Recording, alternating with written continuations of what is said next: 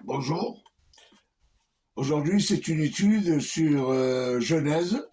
Alors, Genèse, ce qui m'a attiré l'attention dans ce titre de la Torah, c'est le mot gène. Et comme nous savons tous les gènes ont démarré dans ce premier livre, de la création, bien sûr. Alors, il lui a plu à Dieu, à Elohim, puisque c'est comme ça qu'il se révèle, de nous faire connaître. Alors dans le mot connaître, il y a le mot naître. Alors donc il a voulu que nous naissions dans cette connaissance comment les cieux et la terre sont créés. Alors la terre était en désordre, c'était un chaos, il y avait un abîme, tout était en désordre. Je vous imagine cela comme une boule de pâte à modeler d'enfant qui a toutes les couleurs mélangées dans la boule et que ça fait toutes sortes de couleurs de pâte à modeler. Qu'on ne peut pas, bien sûr, refaire les couleurs, puisque tout est mélangé dans cette pâte qui a formé une boule de couleurs, de la pâte à modeler. Donc, c'était un genre de ça, je vous imagine cela comme ça. Et puis, il lui a plu à Dieu de nous faire savoir cela, parce qu'il n'y avait aucun témoin. D'ailleurs, il lui dira à Job, où étais-tu quand j'ai créé ceci, cela? C'est une question qu'il pose à Job. Donc, il a voulu aussi qu'on le connaisse à lui. Alors, il y a marqué, au tout début, Bereshit bara Elohim. Elohim arrive en troisième position. Alors, qui créa les cieux et la terre. Eretz, la terre. Shamaim, les cieux. Donc, il a voulu qu'on connaisse comment se nomment ces personnes divines.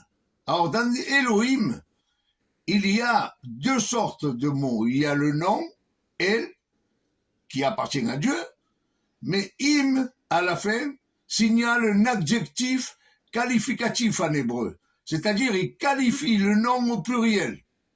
Donc, il insinue qu'il n'est pas seul, en disant Elohim, créa. Donc, il se présente, c'est El.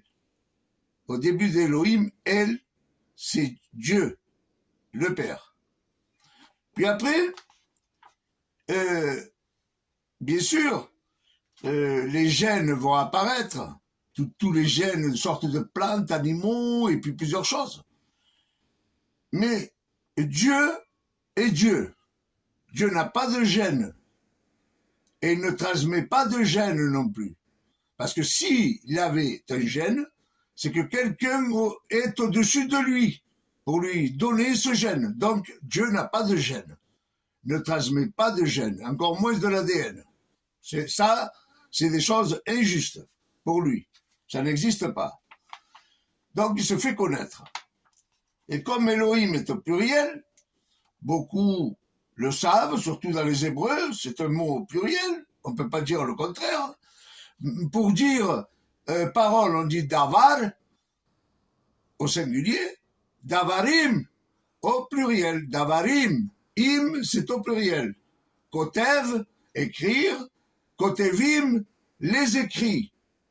Donc tout ce qui est par im, c'est au pluriel. Donc voilà. Il ne transmet pas de gène. Sa science de Dieu est incompréhensible. Sa science. Parce que, pourquoi? Parce que tout dépend de la vie. Personne ne peut donner la vie sur quelque chose. Non, comme lui il a fait sur les plantes, les animaux, l'homme, les étoiles, tout vit. D'ailleurs, Jésus dira mère, calme-toi et vent, tais-toi. C'est Jésus qui dira cela. Donc on voit bien que tout ce qu'il a créé et sa vie, c'est des choses qui vivent, parce que lui est vie, donc tout lui obéit. Et tout vit.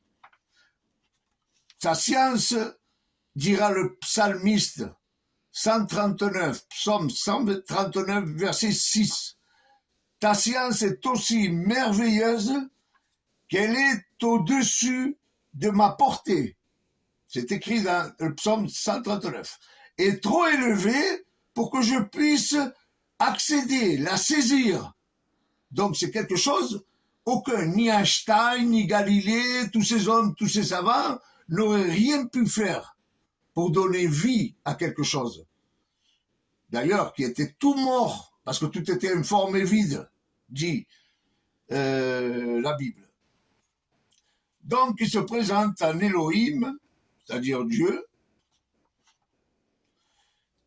Dieu le Père, El, mais il y a aussi deux autres divinités qu'on verra ensemble.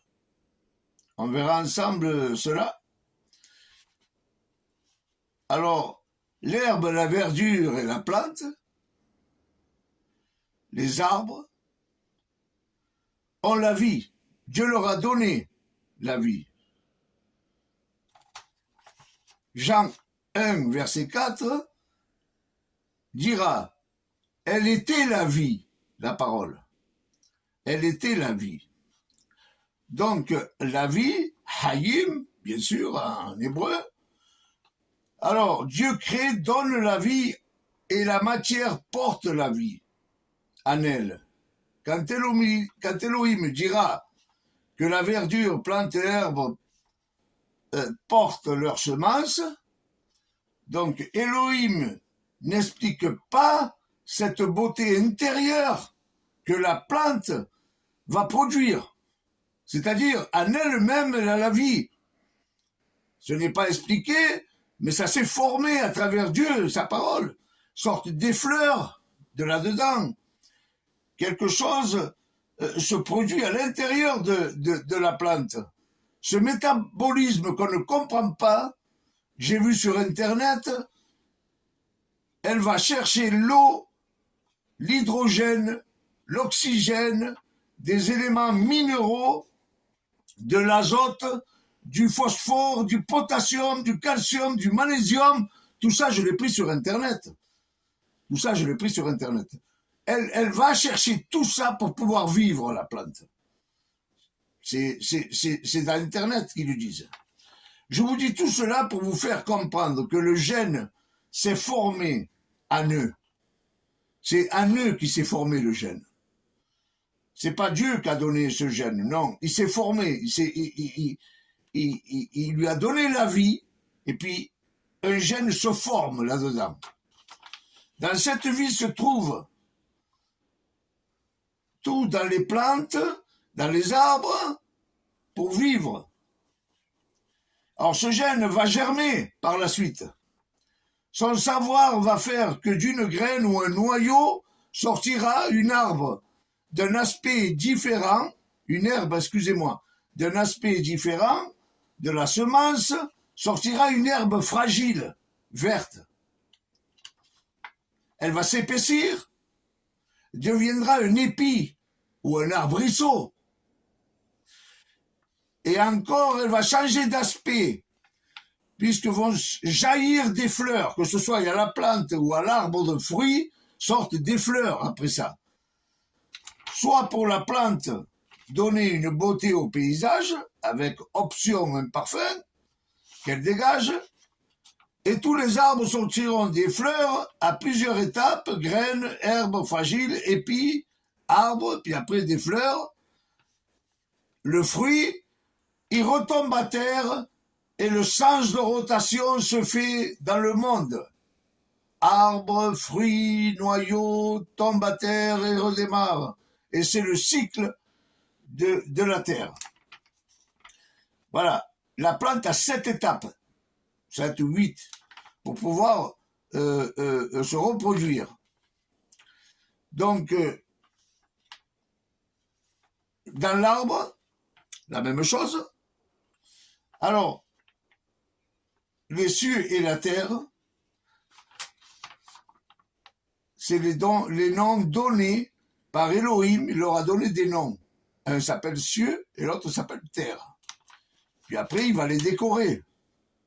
soit la terre par des plantes, les animaux et les êtres humains, et les cieux, avec ces luminaires, ce ciel. Les luminaires sont posés dans une voûte.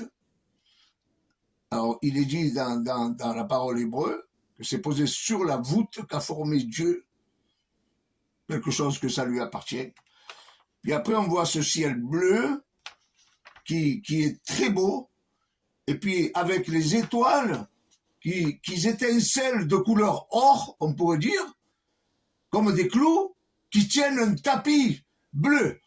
Voilà ce qu'on dirait les étoiles. Après,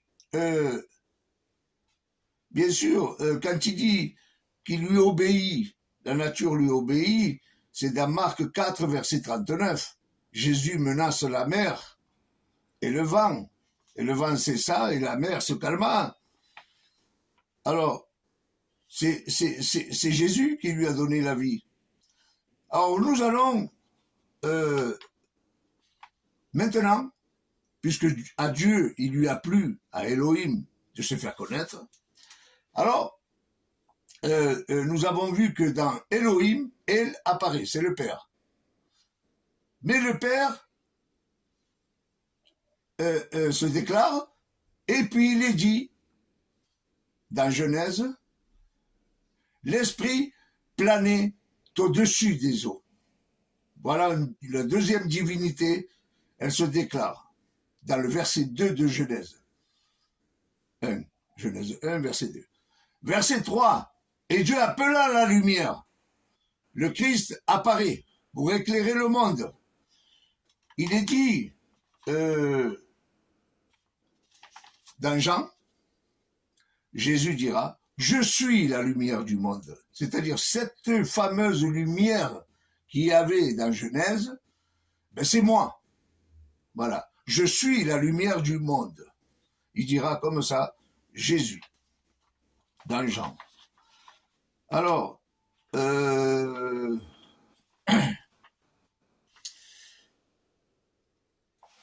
après, les animaux, ils donnent comment on appelle,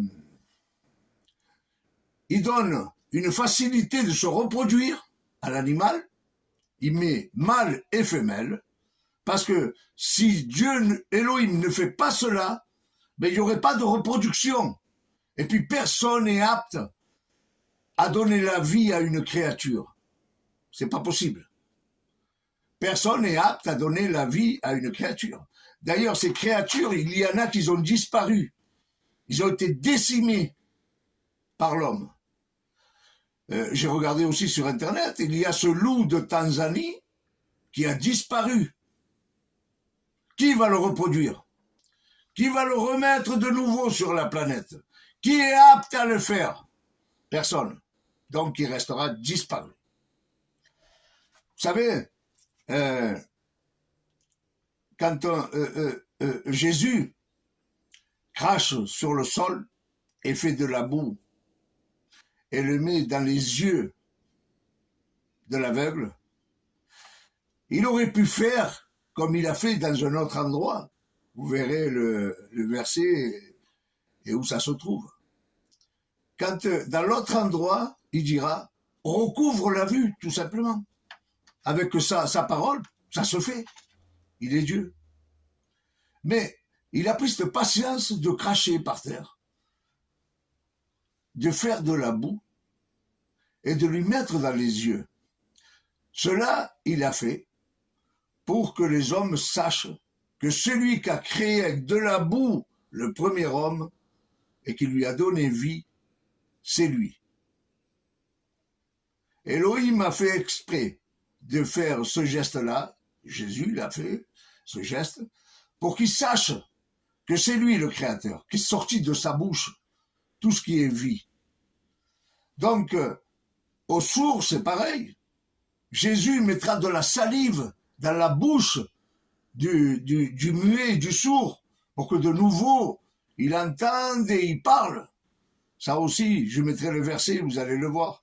Alors, il aurait pu dire simplement, sans geste, sans mettre la boue, parce que la boue n'est pas magique, comprenez-le. Il n'a pas pris de la boue, l'air de dire, voilà, il faut prendre de la boue pour donner la vie. Non, non, c'est pas ça. C'est que c'était lui qui a fait cet homme, au début, qui s'appelle Adam, qu'il a fait avec de la boue. C'est ça ce qu'il voulait expliquer Jésus en faisant ce geste. Bon, allons plus loin. Alors, dès que, bien sûr, après, donc les gènes se forment dans les plantes elles-mêmes. C'est la vie que Dieu a donnée, que là, la plante s'occupe, avec l'aide de Dieu, de créer des gènes, que quand ils vont se reproduire, ça va germer. C'est ça. Donc, après, il crée l'homme. Alors, quand il crée l'homme, quand il crée l'homme, il a été fait d'un tas de terre. Et puis de ce tas de terre, il a soufflé une haleine, puisque la Torah dira une haleine, souffla une haleine. Elle est rentrée à l'intérieur de ce tas de boue. Le cœur s'est formé. Du sang s'est formé. Des vaisseaux se sont formés. Un cerveau s'est formé. Un esprit s'est formé. Et tout ce que l'homme peut avoir s'est formé en soufflant juste sur lui.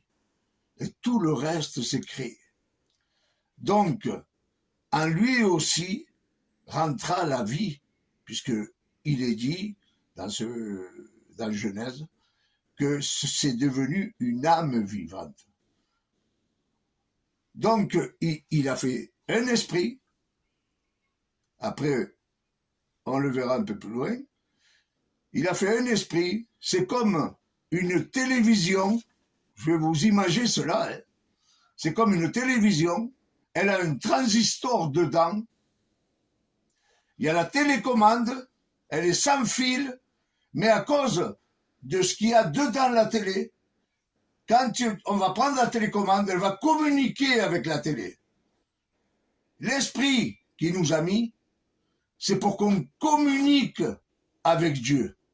C'est pour que plus tard communique avec Dieu. C'est ça ce qui s'est passé. Je vous imagine cela à la manière d'un homme. C'est comme quand Jean regardait tout ça dans le ciel, c'était quelque chose qu'il ne pouvait pas le décrire comme il le voyait. Il a fait à la manière d'homme. Il disait que c'était un or, il y avait des diamants, que voilà. C'était tellement beau qu'il a imaginé ça par le meilleur que nous avons ici dans le monde. Alors, bien sûr, dans le mot Genèse, on peut sortir le mot gène. Alors, c'est vrai que tout est parti de Genèse, tous les premiers gènes. Et puis, dans les gènes, bien sûr, il se trouve plusieurs mots. Génération, généalogie, tous ces mots viennent de gènes. Et puis il y en a d'autres, il y en a énormément même. Géniteur, nous sommes devenus des géniteurs, les animaux sont devenus des géniteurs, parce qu'ils transmettent leurs gènes. Donc, après cela, Elohim met dans un profond sommeil Adam. Avant d'opérer, parce que les chirurgiens, ils ont pris exemple sur Dieu. Avant d'opérer, il faut anesthésier le patient. Dieu a anesthésié Adam. Il l'a mis dans un profond sommeil. Après, il ouvre le flanc, sur le côté d'Adam. Il extrait cette côte qui va en faire Ève de Adam. Et puis, il est marqué dans le verset qui refermera la chair. Comme un chirurgien, il ouvre quand il opère, et puis il referme. Ils ont pris exemple sur Dieu. Donc, une fois cela fait, alors comme de ce qu'il y avait Adam en lui, il a donné la vie à Ève, avec l'aide de Dieu. Donc, il dira, os de mes os, chair de ma chair. C'est ce qu'il dira. Donc, Dieu, Elohim, prendra l'homme et la femme. La femme a été créée dedans le jardin d'Éden, mais l'homme a été placé dans le jardin d'Éden. Vous savez, je voudrais que vous soyez attentifs sur cela. Je voudrais que vous soyez attentifs sur cela. Jardin d'Éden, en hébreu, ça se dit Gan Eden. Gan Eden. Alors, Gan Eden, ça s'écrit avec le guimel, le noun, qui veut dire jardin, Gan, et puis Eden s'écrit avec le ayin, dalet et noun. Voilà les lettres lesquelles concernent le mot jardin d'Éden. Si nous prenons, si en hébreu, on voudrait écrire gêne en français, on prendrait les deux glyphes, les glyphes c'est les signes, que dans l'hébreu se trouve jardin, gan. On prendrait le guimel et le noun pour former gêne. Du mot Éden, il y a trois glyphes, trois lettres. Il y a le ayin, entendez bien la première lettre, ayin, du mot Éden, dalet,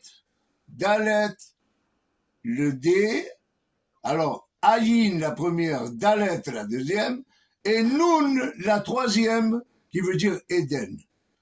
Là, on peut écrire ADN. Alors, dans jardin, on sort gène, et dans Éden, on sort ADN.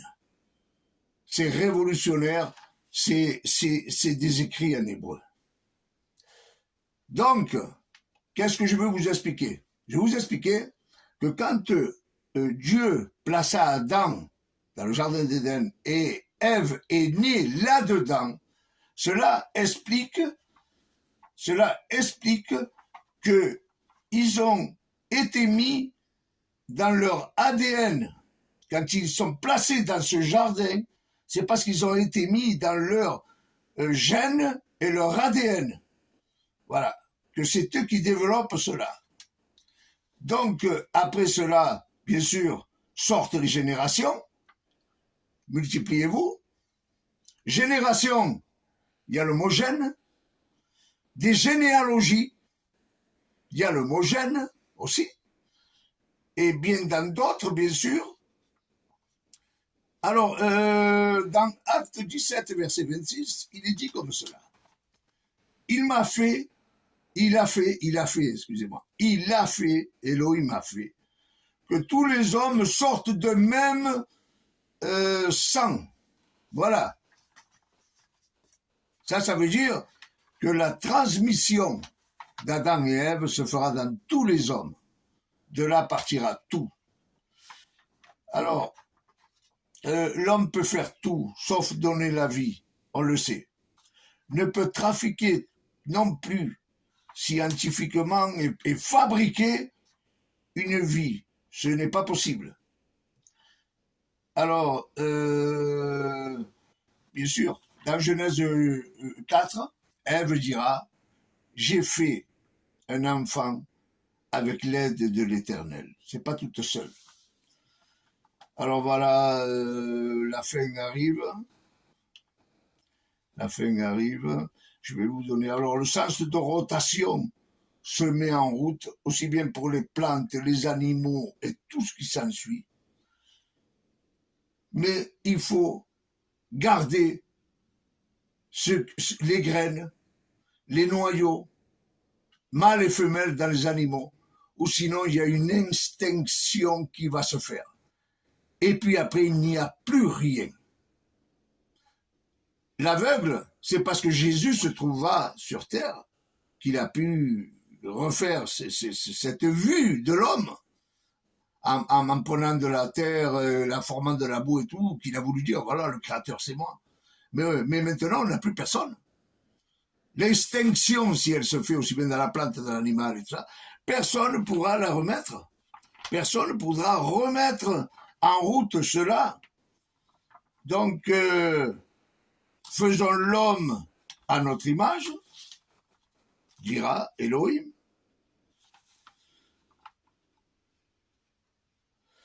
Faisons l'homme à notre image, et puis l'homme sera fait.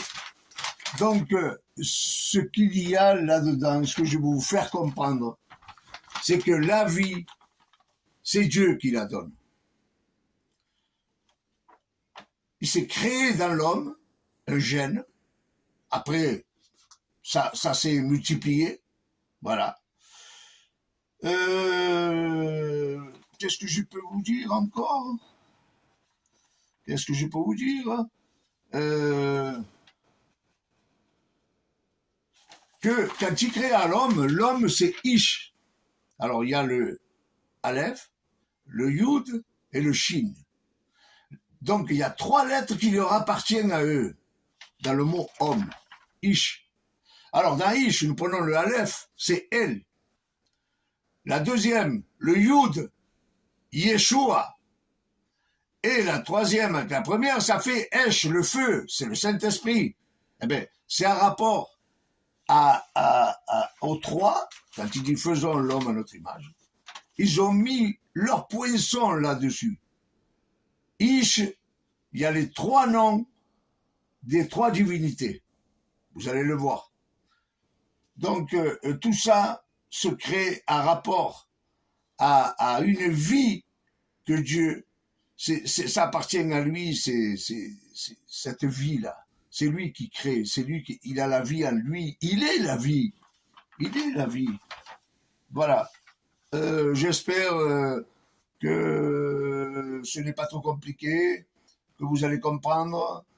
Ceux qui sont que j'ai acceptés en tant qu'amis, ils peuvent m'appeler ou m'envoyer un message et dire cela je n'ai pas compris et j'essaierai de lui faire comprendre. Merci, à une autre étude.